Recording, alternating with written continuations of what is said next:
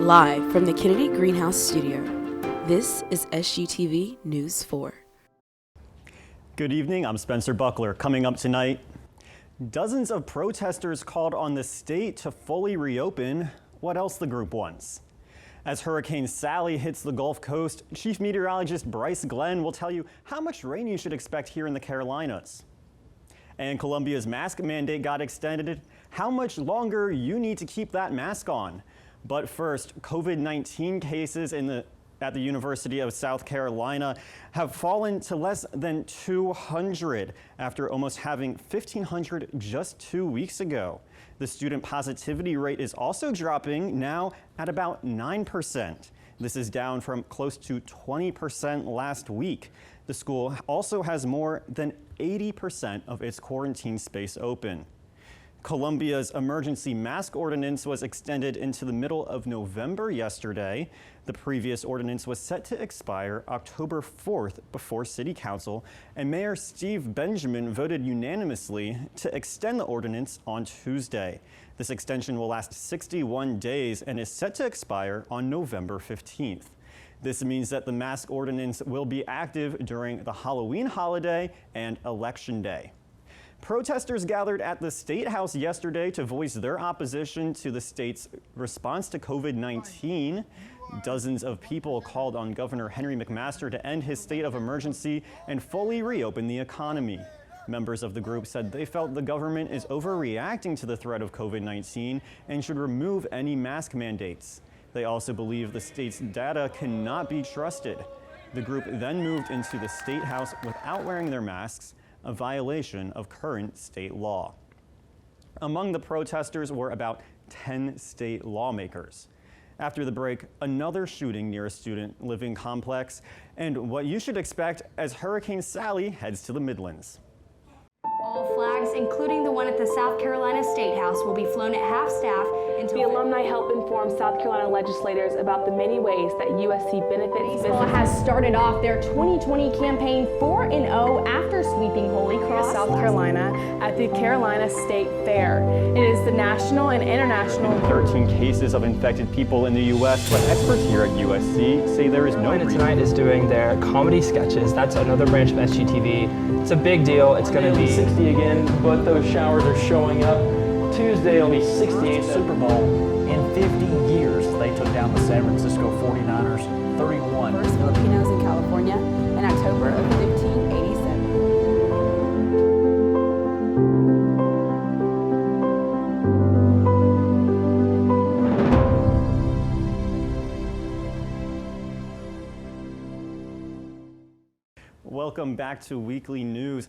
After pounding the Gulf Coast, Hurricane Sally is on its way to the Midlands. Joining us now is News 4 Chief Meteorologist Bryce Glenn. And Bryce, what can we expect over the next few days here in the Midlands? Well, Spencer, like you were saying, Hurricane Sally has already made landfall in Alabama and the Florida Panhandle. So as it gets further toward us, further towards South Carolina throughout the night and into tomorrow, the brunt of the storm, when it hits us, it should only be classified as a tropical depression, meaning we're only going to be getting maybe 4 or 5 inches of rain tomorrow, but as we move into the weekend, that should definitely calm down. Right, and Bryce, I hear that after these storms, we should be expecting some better weather, right?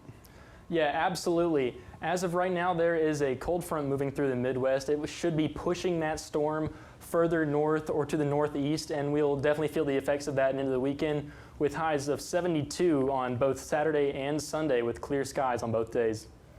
Awesome. Well, thank you, Bryce. I'll be sure to pack my umbrellas those next few days, but that weekend is looking good. Well, here in South Carolina, 489 new cases of the coronavirus were reported. This brings the statewide case total to over 130,000.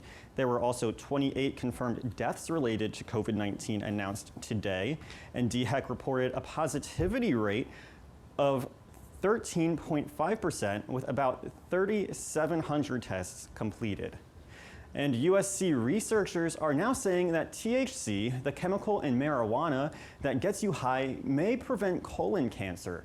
A group from the university published a study in iScience where mice were injected with both THC and cancer-causing chemicals, and those chemicals did not develop cancer. More research is planned in the future, and if it goes well, the chemical could prove beneficial for people with illnesses like Crohn's disease who are at higher risk for colon cancer. And if you're looking for a haircut, well, you can get one a little closer to campus than you might think. SGTV News 4 reporter Will Kronsberg has more. Cut their hair, so that's a blessing. Wanda has been working here for over 20 years, but this salon is in a unique place. It's in Russell House. We do everything. We do cuts, we do colors, we do perms, we do all of that. So, I mean, you know, whatever you need and dealing with hair, we have it. You know, so we might be up on stairs on the 3rd floor, but, you know, we here. But Carolina Styles has been here for some time. There's been a hair salon actually as part of the Russell House organization for over 30 years.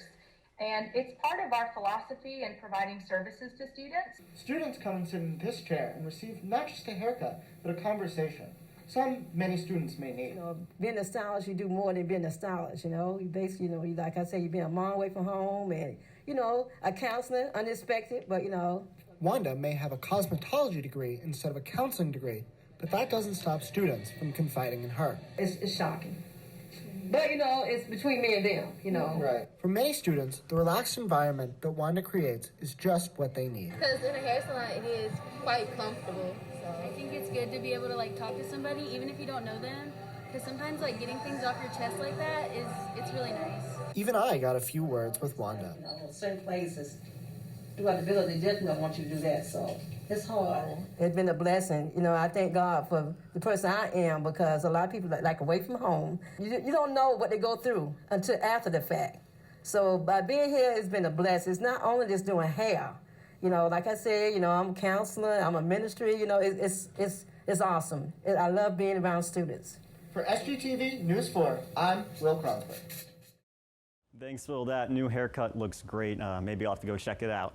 When we come back, a night in 5 Points might mean drinks and some late night eats, but one bar is using an old favorite to attract customers.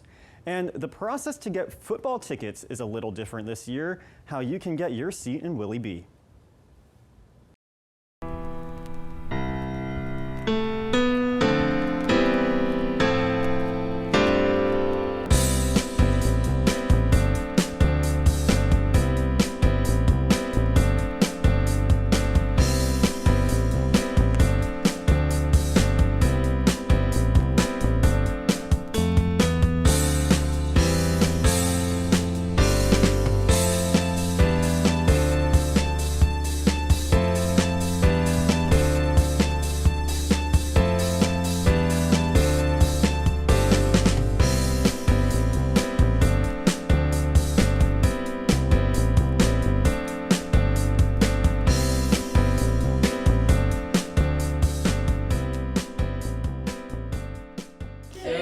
Is up and down, but trust me, it comes back around. Hang in there, baby. Well, if you're an underclassman, you might have a hard time getting a football ticket this year. Student tickets will be given out based on rewards points this fall, but you can only earn those through seniority and rollover points or by joining the Student Gamecock Club. Students can only go to one football game this fall to allow as many students to go throughout the season. For volleyball, no student or general fans can go to matches, and students can claim their soccer tickets on a first-come, first-served basis 4 hours before game time. The Big Ten announced today that they'll be having a shortened football season starting in October. The conference was the first major one to say that they were postponing their season back in August. The league's officials unanimously approved the decision after creating a plan for extra health screenings and daily testing. The teams will play an 8-game conference-only schedule, and fans are not expected to be in the stands. Columbia PD is investigating gunfire near The Retreat on Bluff Road. Students reported hearing as many as 20 gunshots last night. This comes after a shooting near River's Edge last week. And a Columbia bar is bringing back a classic arcade game.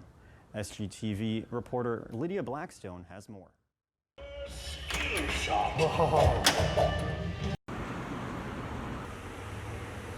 The new Bang Back Pinball Lounge has become loved by many, both young and old, to discover an arcade classic and to make it their own. Wow, I wanted to call all my friends who are about my age, I'm in my 40s, say, all right, man, we need to go hang out here more often. This little girl has even started a TikTok page for Bang Back.